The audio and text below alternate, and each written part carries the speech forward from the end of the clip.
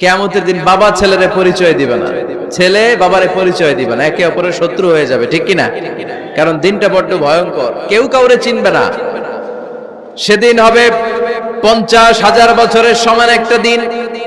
সবার মুখে একটাই চিৎকার, ইয়া নাফসি ইয়া নাফসি।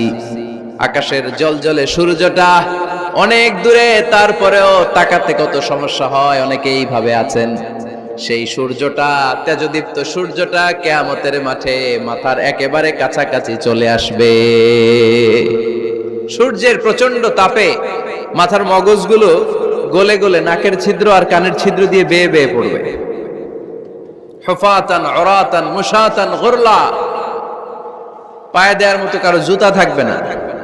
আজকে যে বাটা জুতা পরে আসছেন, অ্যাপেক্সের জুতা, কিয়ামতের দিন জুতা থাকবে পায়ে, গায়ে জামা থাকবে না। Everyone will stand up as naked.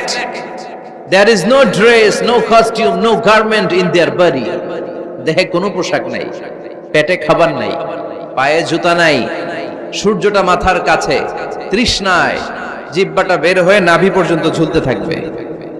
সবাই বলবে, আল্লাহ আমারে বাঁচাও, আমারে বাঁচাও। ওই দিন বাবা ছেলেরে চিনবে না, ছেলে বাবারে চিনবে না। অনেক বাবা ছেলের কারণে জাহান্নামী হবে, অনেক ছেলে বাবার কারণে জাহান্নামী হবে। তাহলে তখন বাবা ছেলের শত্রু হয়ে যাবে, ঠিক কিনা?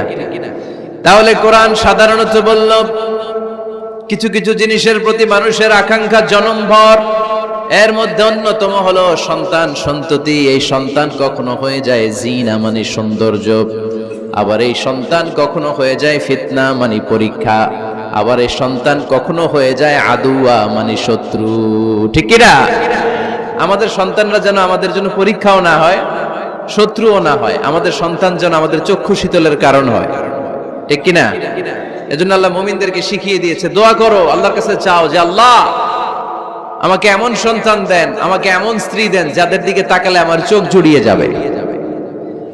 আল্লাহ বললেন, তোমরা আমার কাছে চাও আর পড়ো, রব্বানা হাব লানা মিন আজওয়াজিনা ওয়া যুররিয়াতিনা কুররাতা আ'য়ুন ওয়াজআলনা লিল মুত্তাকিনা ইমামা।